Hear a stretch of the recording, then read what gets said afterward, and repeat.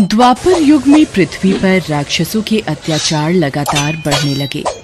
पृथ्वी गाय का रूप धर भगवान ब्रह्मा और विष्णु के पास गई। हे भगवान, धरती पर राक्षसों के अत्याचार बढ़ते ही जा रहे हैं, कुछ कीजिए प्रभु। हे नारायण, अब आपको पृथ्वी की रक्षा के लिए धरती पर 8वें अवतार के रूप में अवतरित होने का समय आ गया है। ठीक है ब्रह्मदेव, मैं पृथ्वी का उद्धार करने के लिए मानव रूप में जन्म लूंगा। भोजवंशी राजा उग्रसेन मथुरा के राजा थे। उनका पुत्र कंस बहुत ही अत्याचारी स्वभाव का था। कंस ने उग्रसेन को राजगद्दी से उतारकर कारागार में डाल दिया। सैनिकों, पिताजी महाराज को काल कोठरी में डाल दो। आज से मथुरा नगरी में कंस का राज चलेगा। आज से महाराज उग्रसेन यहां बंदी बनकर रहेंगे और मथुरा नगरी पर मैं राज्य करूंगा।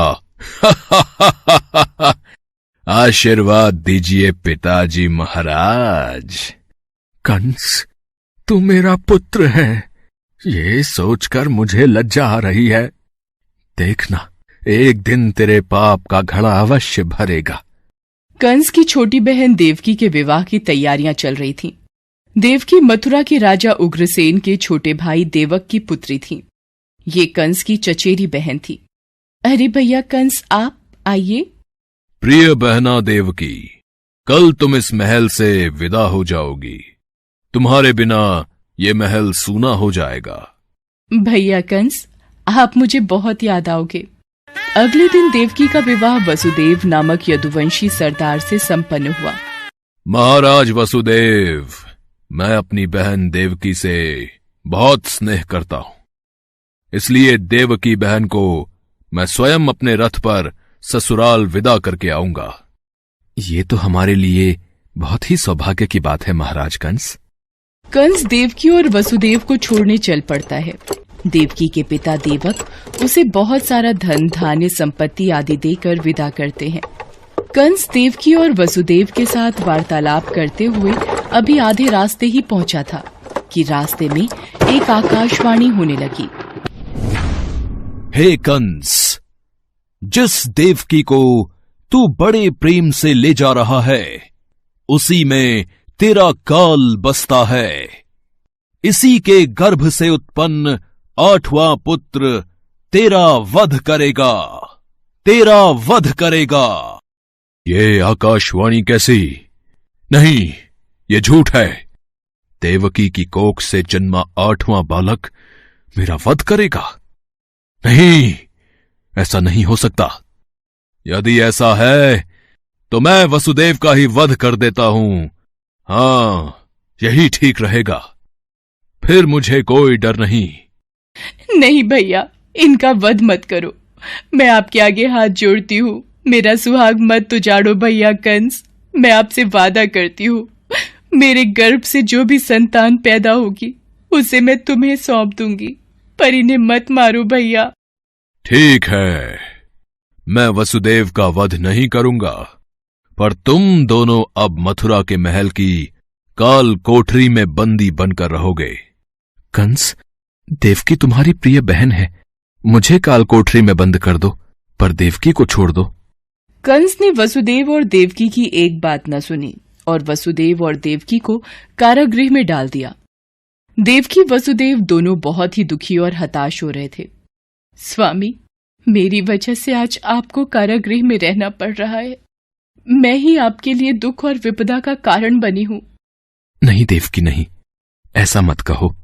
मैं तुम्हें पत्नी रूप में पाकर बहुत प्रसन्न हूं। हमें एक दिन कंस के पापों से मुक्ति जरूर मिलेगी। पर स्वामी, भैया कंस मेरी कोख से जन्मे सभी बच्चों को मार देंगे। हम क्या करें? देवकी वसुदेव कारागृह में दुख भोग रहे थे। कंस देवकी और वसुदेव को धमकाता रहता था। वसुदेव देवकी के बच्चा पैदा होता और कंस कारागृह में आकर देवकी के हाथ से बच्चे को छीन लेता। ला, ये पुत्र मुझे दे बहना। भैया, मेरे पुत्र को मत मारो भैया। नहीं स्वामी, हमारा पुत्र मैं अपने सामने ही अपने सभी पुत्रों का वध होते कैसे देख पाऊंगी। देवकी बेहोश हो जाती है। हे ईश्वर, कोई रास्ता दिखाओ। कंस के अत्याचारों से हमें कब मुक्ति मिलेगी प्रभु। देवकी, आंखें खोलो। कंस बहुत ही क्रूर और अत्याचारी राजा था, जिससे प्रजा बहुत डरती थी। दुराचारी कंस ने वसुदेव देवकी के 7 बच्चों को जन्म लेते ही मार डाला। अब 8वां बच्चा होने वाला था।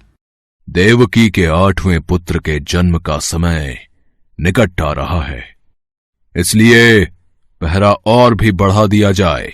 जो आज्ञा महाराज कंस। देवकी वसुदेव के कारागृह में बंदी रहने की बात नंद गांव में वसुदेव के मित्र नंद के कानों तक भी पहुंची।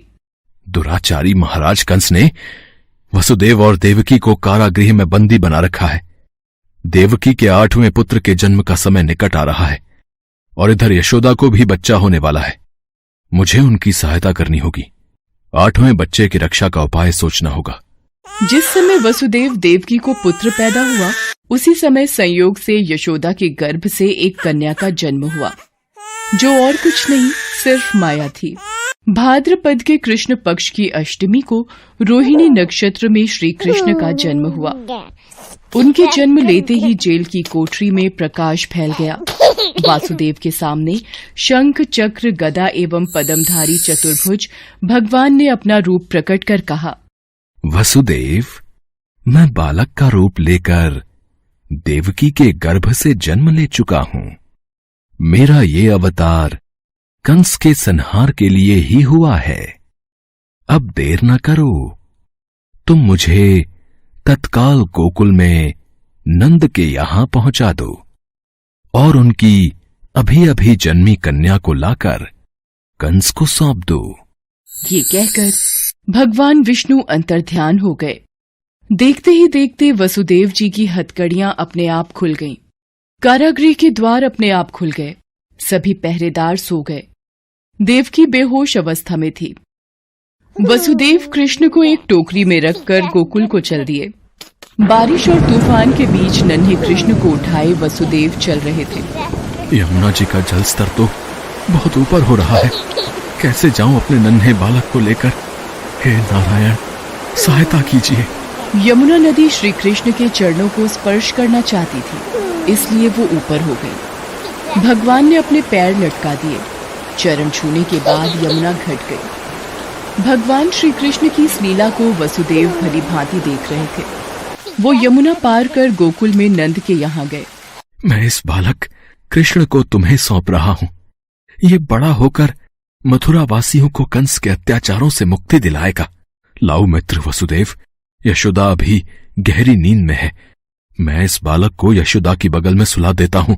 नंद माया रूपी कन्या को वसुदेव के हाथों में दे देते हैं। ये लो मित्र, इससे पहले कि कंस कारागृह में पहुंचे, तुम शीघ्र इस कन्या को लेकर वापस लौट जाओ। तुम धन्य हो मित्र, तुम धन्य हो। वसुदेव वापस कारागृह में लौट आते हैं और उनके लौटते ही कारागृह के द्वार अपने आप बंद हो जाते हैं। वसुदेव जी के हाथों में हथकड़ियां पड़ जाती हैं। अरे, ये तो बच्चे के रोने की आवाज है।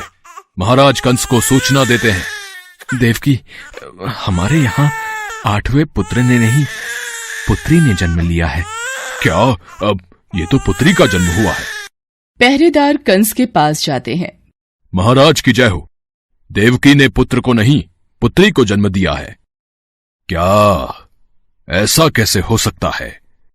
कोई बात नहीं, शायद मेरे प्रकोप से भगवान भी डर गए।